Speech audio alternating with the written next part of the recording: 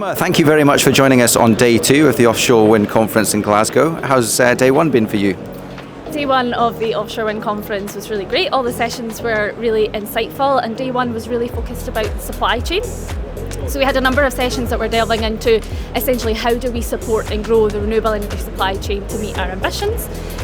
One of my favourite sessions from the day was our supply chain showcase session. So that presented and painted a picture of what the supply chain is really like, what our business is actually doing on a day-to-day basis for offshore wind farm projects.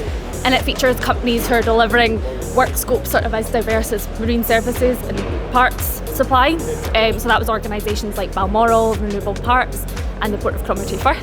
And I really like seeing the people behind the businesses, so that was a great session. Yesterday was also really busy in terms of announcements. We've seen lots of activity. We've seen an announcement from Sumitomo alongside their partners Van Oord for the and SSEN transmission for the Shetland HVDC transmission cable, and we also of course announced the clean energy cluster. Yes, so on that, explain a little bit for the audience what that's going to mean for the supply chain. So the Clean Energy Cluster is all about supporting Scotland's offshore wind supply chain. The key objective of the Clean Energy Cluster is all about facilitating connections, enhancing business development support and supporting skills development right across all of those businesses, from SMEs and large-scale contractors and big OEM organisations, to really make sure we're giving the supply chain in Scotland the support that they need to succeed in the sector. Perfect. And what about the announcement with Sumitomo? I mean, again, very big announcement with 3 of the main players in the game.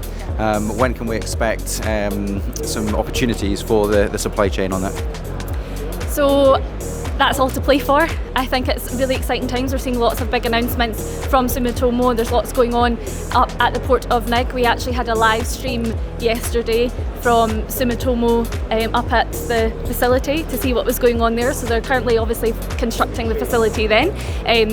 And the next steps for them will obviously be to be creating the skills and recruiting for the team for that facility. So we'll be seeing lots of activity over the next few years up there, and I'm sure there'll be lots of opportunities for the wider supply chain as well. Excellent. And then last night you had the famous Burn Supper. How was that? The Burn Supper was great. It's a really nice event that's of course in the iconic Kelvin Hall in Glasgow, and it's a great opportunity to sort of network amongst our peers in the industry and obviously to celebrate Scottish tradition and the bard himself, Robert Burns. No, it was fantastic. I thoroughly enjoyed myself, and the Ode to the Wind Farm in particular, the parody on Tam O'Shanter was very, very funny. And you've just come out of a session with Chris Stark. What are the kind of key messages there?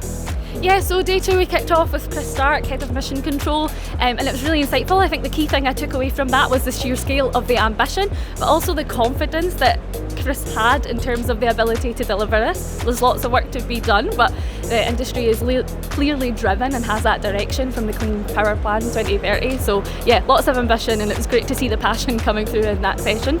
This day 2, is all about tackling those barriers to deployment. So we're focusing on the thorny issues like how we can accelerate consenting and how we can tackle that issue of grid. So there's lots of interesting debates going to be going on in the sessions today on all of that. And finally, what can we expect for the rest of the year from Scottish Renewables? So there's loads of exciting things to come, a very busy calendar, lots of great stuff going on for the supply chain as well. In addition to the Clean Energy Cluster and our sort of plans for that, we have the Scottish Renewables Renewable Energy Supply Chain Conference, which is taking place on the 13th of March in Aberdeen. And we also have the next edition of our Supply Chain Impact Statement to be published in April, and that showcases a number of different suppliers in the renewable energy sector and what they're doing. So it's a really great piece to take a look at behind the scenes and what's going on with all the different businesses in Scotland. Fantastic. As always, a full and packed year going on with Scottish Renewables. Thanks very much for taking the time to explain how that's going to work for the rest of the year, and enjoy the rest of the conference. Super, it was great to talk to you. Thank you. Thank you.